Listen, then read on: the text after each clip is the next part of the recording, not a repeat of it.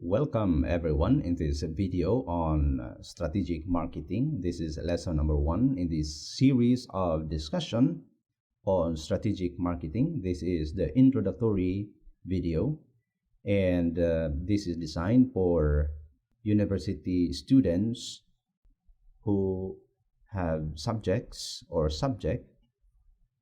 in marketing management. More specifically, this is designed for business administration, major in marketing, because this is marketing management in the strategic standpoint, or strategic marketing management.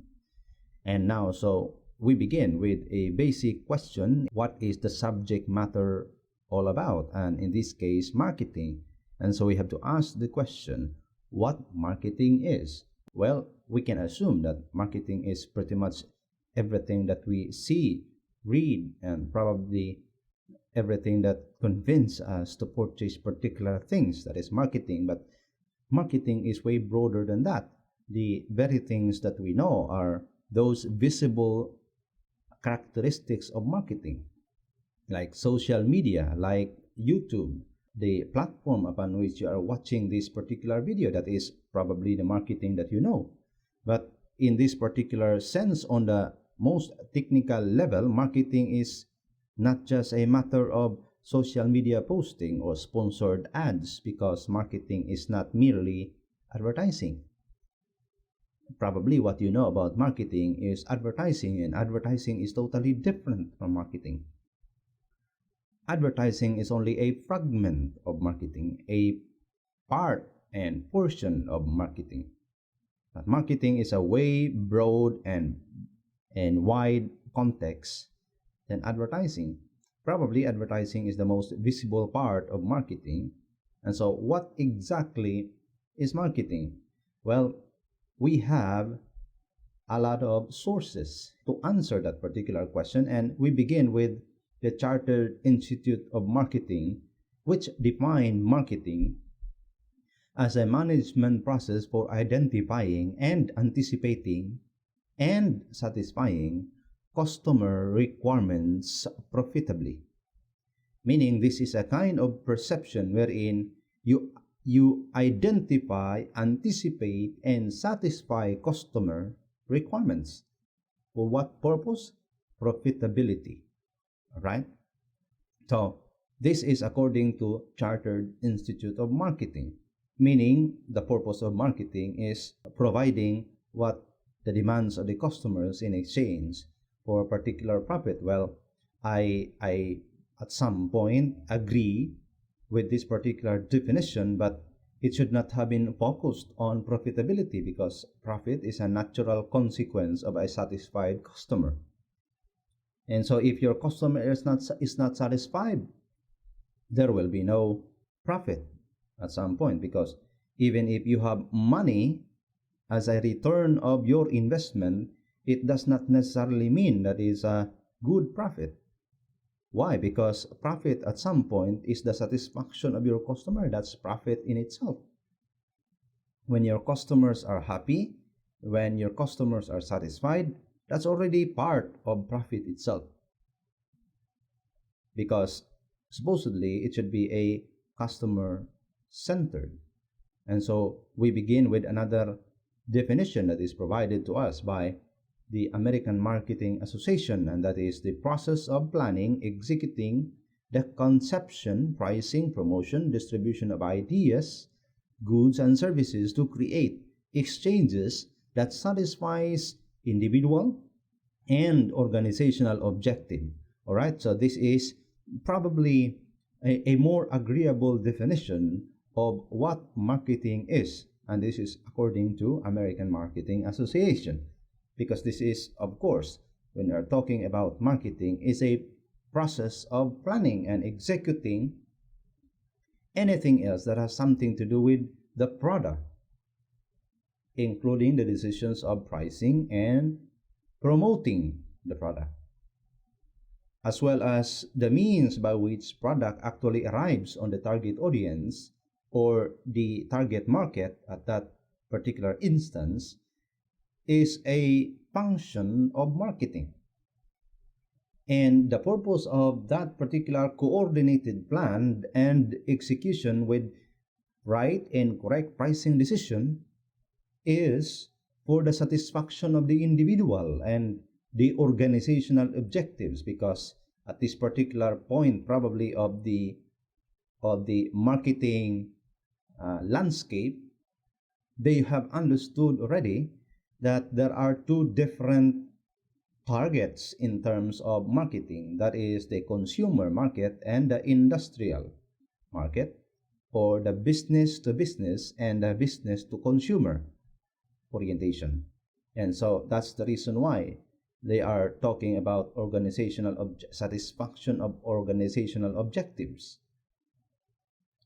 And the next definition, so as you see, there are a lot of definition. Probably many of the marketing experts in the world have problems in determining exactly what is the most agreeable definition of what marketing is. And so uh, Peter Drucker in 1973 and McDonald's in 1989 actually provided a more comprehensive definition that is not a functional definition of what marketing is. They provided that marketing is a management process whereby the resources of the whole organization are utilized to satisfy the need of selected customer groups in order to achieve the objectives of both parties. Marketing then is first and foremost an attitude of mind rather than a series of functional activities. Now, I would like to emphasize on this concept. Marketing is an attitude of mind. What does it mean? Well, it's not just a matter of profitability. It is not just a matter of money. It is not just a matter of providing what your customers demands. It's not just a functional activity that you have to do. It should be a mental setting, a kind of mindset that is geared towards a much organized and readily available service for the purpose of satisfaction of customers' needs and organizational objectives at the same time. It is not just the objective of the target organization, but also the objective of the delivering institution. Now, this particular definition is what I agree the most. According to the Chartered Institute of Marketing, as they revised their definition on marketing in 2008, they defined marketing as a strategic business function that creates value by stimulating, facilitating, and fulfilling customer demand. A very simplistic yet comprehensive definition of what marketing is. It is a strategic business function that creates value. You know, the most important thing in all of the product offering that is available today is the sense of value. Let's say, for example, you're purchasing a phone. When you purchase a phone, you receive the phone with a sense of value. All right? Because probably at some point you have felt in your heart that the institution or the corporation that is selling you that particular phone actually cares for you. Why? Because the most important thing in marketing in the modern landscape is for you to have your customers feel that they are valued by the corporation, and the product that they receive is a testament to that particular value. And how do you create value in the perspective of your customers and in the quality of your product? It is by stimulating, facilitating, and fulfilling the customer's demand. Meaning, you have to fulfill the customer's demand.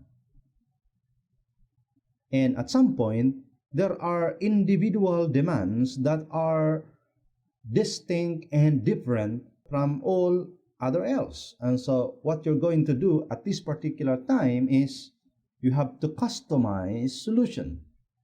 And so customization in solutions to specific problems are actually means and examples of how to create value in the perspective of our customers. And so if you are thinking of becoming a marketing expert, now what you're going to do is think correctly that your customers need to feel that they are valued. And in order to create that sense of value, you must at some point understand the situation of your customers.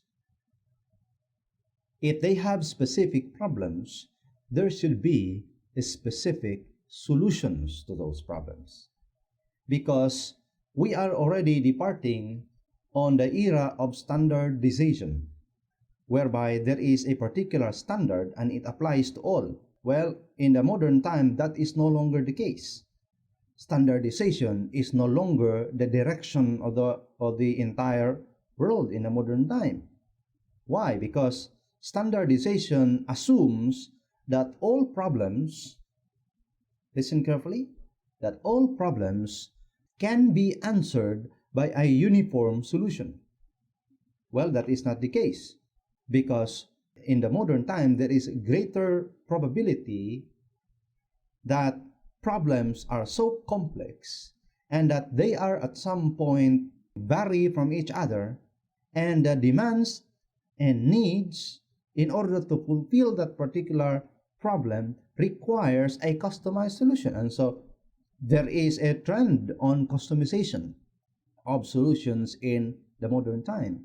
And so you have to think that your customers have different demands, and different demands requires different solutions. And so that's the reason why it's good for you that you are watching in this video. At least you now have an idea on how do you actually address individual specific problems of your customers. Now, these are the essential requirements of marketing. Number one, there should be a full understanding on the consumer's needs, covering what goods and services are bought, how they are bought, and from whom they are bought, and why they are actually being purchased. So you have to understand the consumer's needs. The next thing is target segments, by which customers are grouped according to common characteristics. All right, so there are varied segments in a modern time, whether it is geographic, demographic, psychographic, psychological, whatever is that particular segmentation that you are trying to target based on what product that you are offering is targeted in different segments of those particular markets. Let's say, for example, if you are targeting adult diaper, well, that is demographic kind of segmentation. Why? Because adult diaper actually specifies age and status. So adult diaper is targeted towards persons who are living together with old people, or persons who are living with pregnant women, or hospitals. So these are demographic segmentation. Let's say, for example, if you are selling rice, and rice is actually predominant in Asia, and so you don't sell that one in some other part of the world that don't actually eat rice. See, so that's how it works. Target segments. And then the next thing is the differential advantage. What particular difference do you have against your competitors? What makes you different than all other else? What is what is your distinct competitive position relative to other companies? What difference do you have? Let's say, for example, you're selling drinking water. If you're just selling the same with others and you have at some point relatively high price, then probably, and there's a great probability that you will not win the market. Unless otherwise, there is some kind of a content in your bottled water. Let's say, for example, you probably include vitamins in that water. That could probably be something else. So that's a differential advantage. What is it that you have that others don't? That's it. That's a differential advantage. Now, I'm going to share to you this man who made marketing an understandable field. This is Philip Kotler. Was born in 1931, and he is an icon of marketing.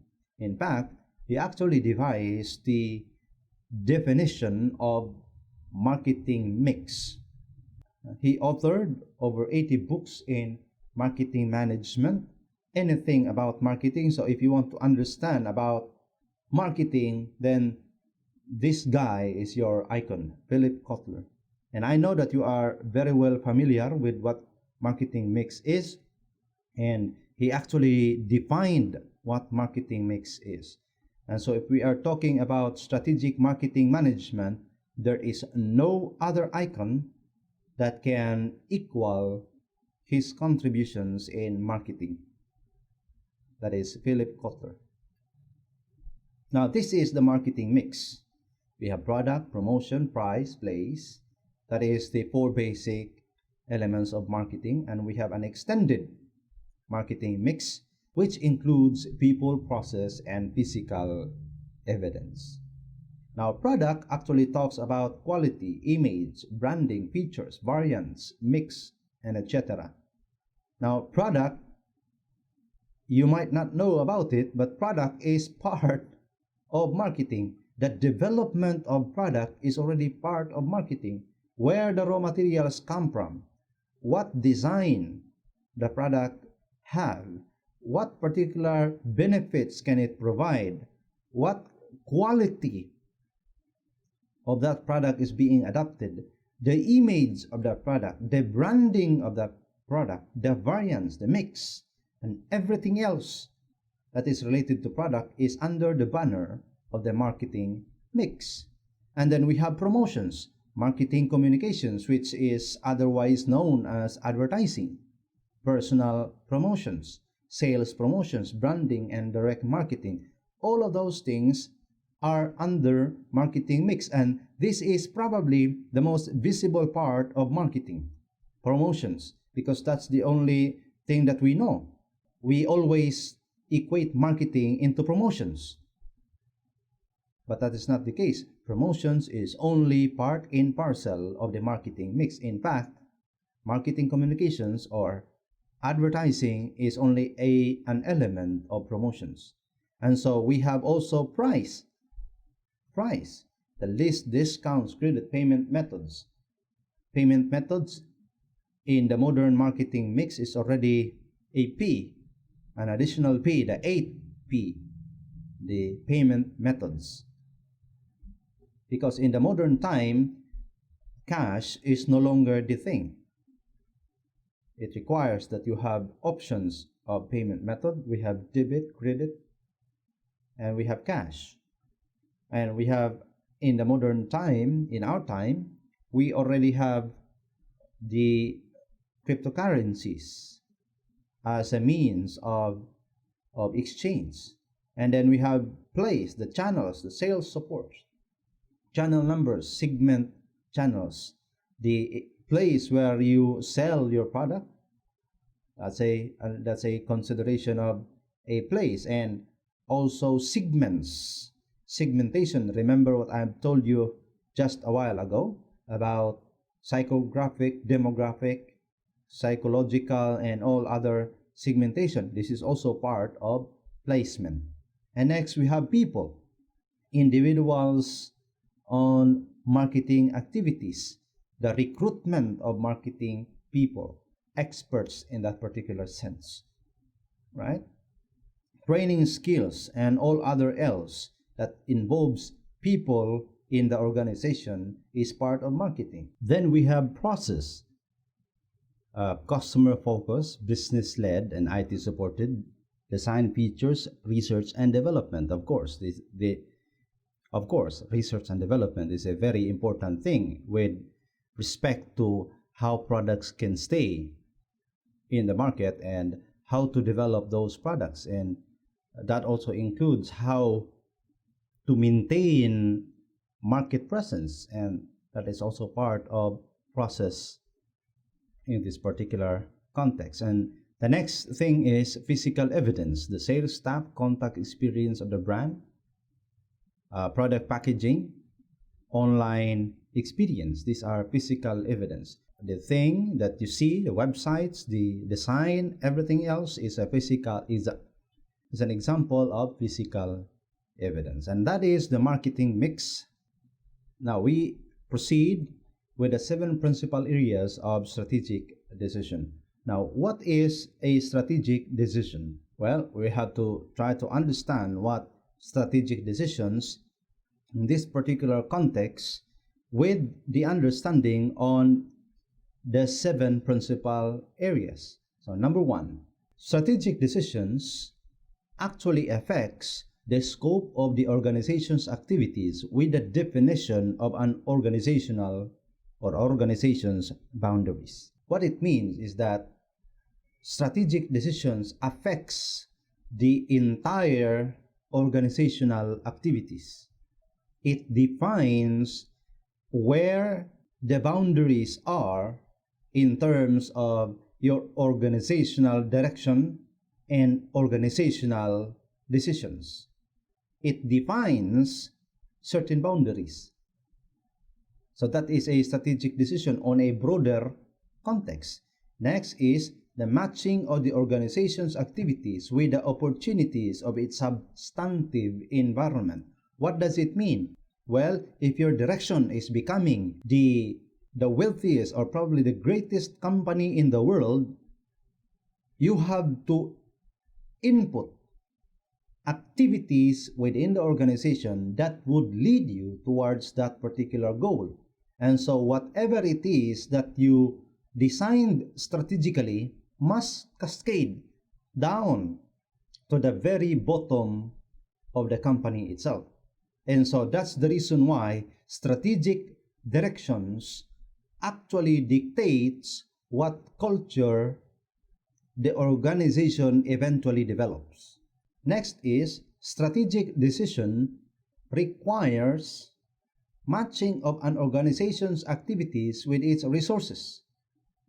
And so it is a very important thing that while it is true that you have a strategic ambitions, things that you have to accomplish, you have to put in mind that there are limits in the arrival of that particular desired vision. Why?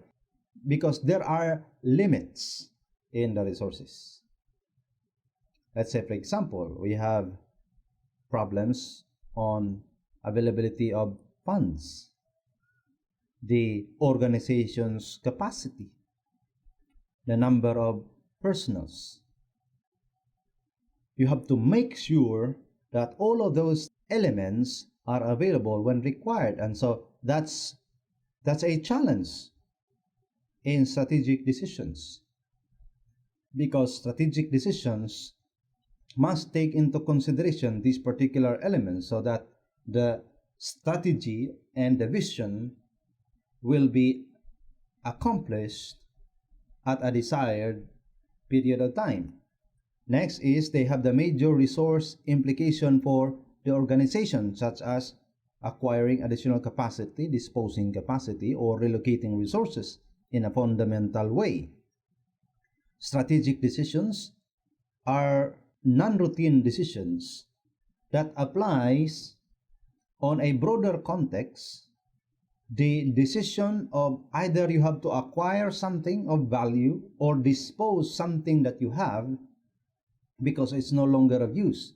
And so let's say, for example, you have a company that sells pastry. So if you have a company that sells pastry and you are translating your company into a online shop, then the next thing that you have to do is you have to purchase a delivery van or probably a delivery motorcycle or hire some kind of a delivery personnel. And so that's part of your strategic decision in order to arrive at a full-fledged online shop on pastry. You have to acquire specific things in order to arrive at. But if you don't have money, if you don't have the resources, then better stay where you are and just try to probably walk on it step by step. And so that's the reason why strategic decisions are very important, because it sets the direction of where the organization will go in the next few years, probably in the future. The next thing is they are influenced by the values and expectation of those who determine the organization's strategy. And so strategic decisions are determined by what values and expectation those people who have strategic decision making power have. If the one who have a strategic decision making power, some kind of a characteristics and values for the adoption of new technology, then the strategy of the organization will be repositioned in the sense that it will slowly adapt the modern technological changes. But if the one making the organization's strategy is a traditional and tradition-based thinker and have no expectation whatsoever in the adoption of modern technology, then you will see that the organization will remain as it is in the status quo. Will remain as it is, and you will see little or no progress in terms of its strategic direction. Strategic decisions also apply the organization's long-term directions. Because it's a strategy, it's long-term. You cannot achieve a strategy on a short term because that is a tactic. Something that you have to do on a daily basis. That's a tactic in order for you to arrive the strategic direction.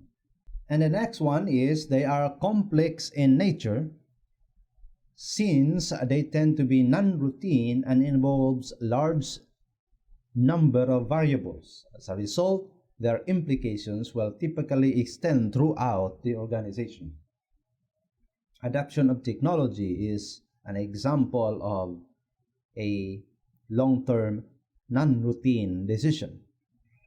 They are complex in nature because when you decide to adopt modern technology in your company, you have to, at some point, eradicate all of the present means and methods of producing the products that you have in your company, because you have to adapt the new versions of the technology. And it cannot be done in just a matter of a blink of an eye. You have to wait because resources are limited. And so, because they are non-routine decisions, it involves quite a long period of time, and it is accomplished by several years or probably at some point decades, when that is a long-term direction. And so that's how strategic decisions affects the organization in general. And so from that, we would understand that strategic decisions are actually the drivers of the organizational direction. decisions that drives the organizational direction and arrive at a particular point of a desired vision. Strategic decisions are very difficult decisions because you have to be anticipating the changes of the environment, the changes in the society, changes in the market perspective and the market landscape. And so you have to be proactive and you have to be projective. You should project what would happen in the future in casting out strategic decisions. Next, we have the three key aspects of strategic decisions. Right? So, number one, strategic analysis, which focuses on the understanding of strategic positions in the organization, which actually relates to the following questions.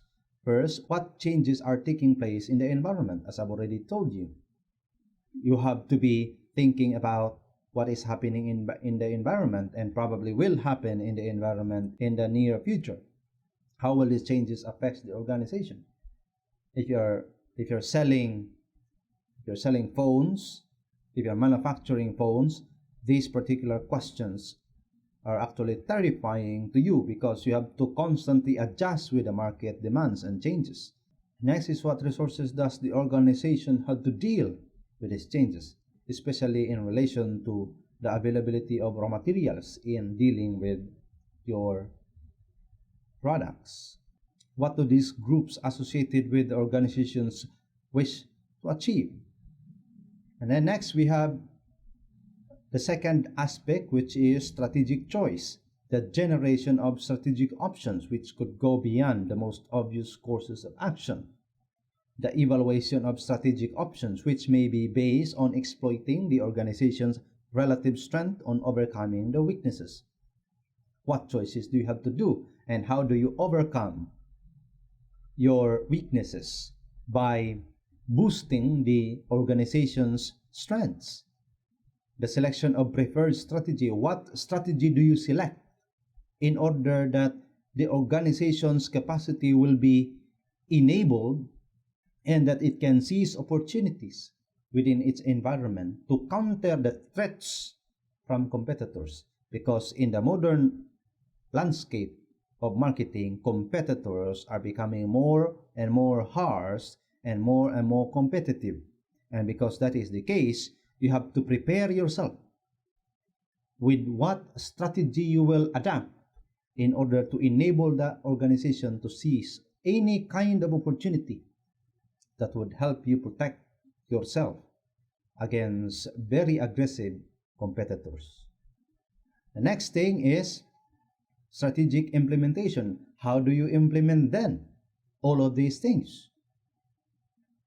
What is your corporate strategy, your business strategy, and the functional level strategy? How do you deal with the availability or the inavailability of the resources which is required in the operations of your business? How do you compare yourself with other competitors in the same position? How are you going to address the different challenges that your competitors actually pose against you? The functional level strategy, which is limited to the action of specific functions within specific businesses.